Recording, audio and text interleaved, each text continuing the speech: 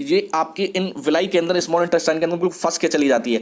अब ये इसके साइड के अंदर ये ब्लड फ्लो होता रहता है, ये ब्लड एक ट्रांसमिशन का काम करता है। लेकिन जब ये गंदगी बहुत ज़्यादा बढ़ जाती है तो धीरे धीरे जो ब्लड के रास्ते आपके न्यूट्रिएंट जाने चाहिए थे वो सारे के सारे इस गंदगी में मिलने लगते हैं। यानी कि जब गंदगी फ्लो बहुत ज़्यादा बढ़ जाती है तो ब्लड में धीरे धीरे इसका मिलना शुरू हो जाता है, ये ब्लड के अंदर भी धीरे धीरे पहुंचना स्टार्ट हो जाती है। और जब ये ब्लड के रास्ते आपके अलग अलग ऑर्गन्स तक पहुंचती है तो देखिए क्या होता है। सबसे पहले जब आपकी बॉडी के अंदर इसकी क्वांटिटी ज़्यादा हो जाती है तो नॉर्मली ये आपकी स्मॉल इंटेस्टाइन दिख रही है आपकी स्क्रीन पर, ये देखिए पहले नंबर पे ए पर देखिए ये इस तरह की होती है। लेकिन और ज़्यादा जब इसमें गंदगी बढ़ जाती है तो यहाँ देखिए बी में क्या हाल होता है और सी में ये एक तरह का इसके अंदर अल्सर बन जाता है।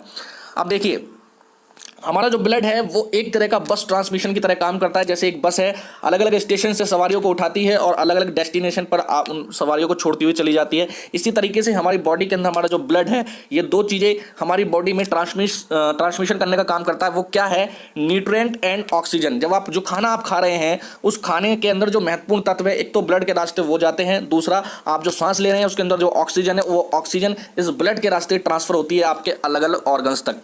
अब देखिए ये जो स्मॉल इंटेस्टाइन है इसके द्वारा ही आपके अलग अलग ऑर्गन्स संचालित हो रहे हैं, क्योंकि जो आप खाना खा रहे हैं वो सबसे पहले इस स्मॉल इंटेस्टाइन में जाना है और जो आप हवा से जो ऑक्सीजन ले रहे हैं वो सब इसके रास्ते मिलकर अलग अलग ऑर्गन्स तक पहुंच रही है। अब देखिए जब ये गंदगी बहुत ज़्यादा बढ़ जाती है आपकी बॉडी के अंदर तो ये अलग अलग ऑर्गन्स तक ब्लड के रास्ते पहुँचना स्टार्ट कर देती है।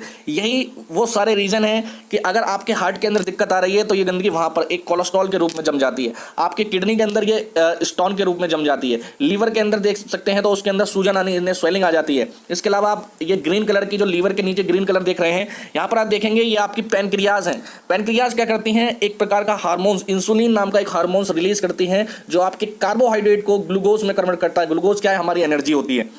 तो जिस व्यक्ति को शुगर हो जाता है, डायबिटीज हो जाती है, उसकी ये पैनक्रियाज जो है वो काम करना बंद कर देती है। किस वजह से? क्योंकि इसके अंदर ये गंदगी बहुत ज़्यादा पहुंच जाती है और वहाँ उस पूरी के पूरी पैनक्रियाज को डैमेज कर देती है। आपके लंग्स में कोई समस्या आ रही है तो वहाँ के जो पोज हैं आपके लंग्स के इस गंदगी के द्वारा वो ब्लॉक हो गए हैं।